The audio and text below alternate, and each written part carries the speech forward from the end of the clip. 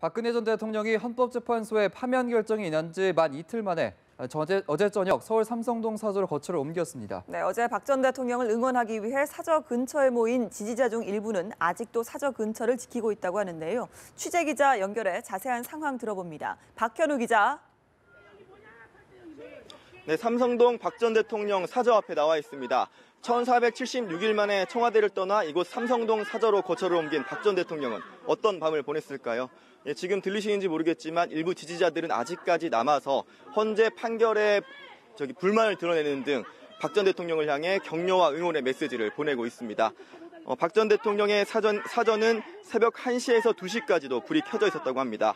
박 전 대통령이 사저에 들어간 이후 11시간 정도가 지난 지금은 대부분 불이 꺼져 있는 상태인데요. 사저 주변에는 여전히 경찰들이 배치돼 경비 작업을 벌이고 있습니다. 박 전 대통령은 어제 저녁 7시 37분쯤 이곳 사저에 도착했었죠. 1000여 명에 가까운 지지자들과 친박 인사들을 마주한 박 전 대통령은 비교적 밝은 모습이었는데요. 소명을 끝까지 마무리하지 못해 죄송하게 생각한다며 믿고 성원해 주신 국민 여러분들께 감사드린다는 메시지를 남기기도 했습니다. 네, 그런가 하면 헌재 결정에 승복하지 않는 듯한 발언을 해서 논란이 일기도 했었죠. 네, 시간이 걸리겠지만 진실은 반드시 밝혀질 것이라고 믿고 있다는 발언인데요.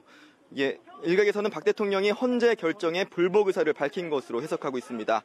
동시에 자신에게 적용된 혐의를 인정하는 모습보다 이런 의사를 밝힘으로써 지지층 결집 효과를 노리고 무엇보다 검찰 수사와 재판을 앞두고 있는 박 전 대통령이 강력한 법적 투쟁에 들어갈 것이라는 점을 시사한 것이라는 분석에 힘이 실립니다. 박 전 대통령은 당분간 바깥 활동을 최대한 자제하고 사저에 머물면서 검찰 수사에 대비할 것으로 보입니다. 어제 사저 앞에선 자유한국당 서청원, 최경환, 윤상현, 민경욱 의원 등 친박계 의원들이 박 대통령을 맞았었는데 박 전 대통령의 메시지를 전하기도 했던 민 의원은 직접 사저에 들어가 박 전 대통령과 이야기를 나누기도 했던 것으로 전해집니다. 사저 밖에서 비교적 밝은 모습을 보였던 박 전 대통령은 사저 안에서는 눈물을 보이기도 했다고 민 의원은 전했습니다. 박 전 대통령 사저 앞에서 연합뉴스TV 박현우입니다. 박근혜 전 대통령이 4년 만에 복귀한 삼성동 사저 주변에는 지지자 수백 명이 모여들어 박 전 대통령을 연호했습니다. 일부는 경찰이나 취재진과 충돌하는 등 과민 반응을 보이기도 했습니다. 박상률 기자입니다. 이른 아침부터 박 전 대통령 사저에 출입하는 인부들.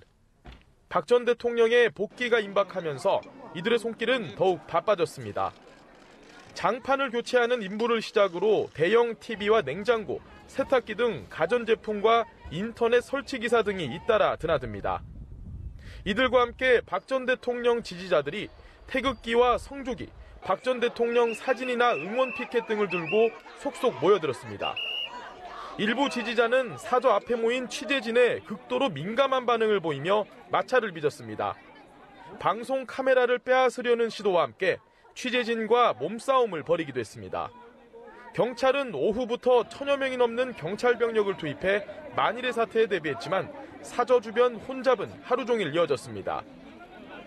지지자들은 박 전 대통령 도착 2시간 전부터 탄핵 무효와 대통령이라는 구호를 반복했습니다.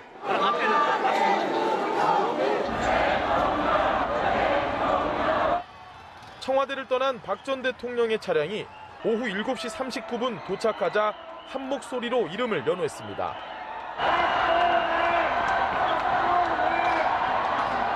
경찰과 취재진, 박 전 대통령 지지자들이 뒤엉켜 사저 일대 교통은 마비됐고 인근 주민들은 큰 불편을 겪었습니다.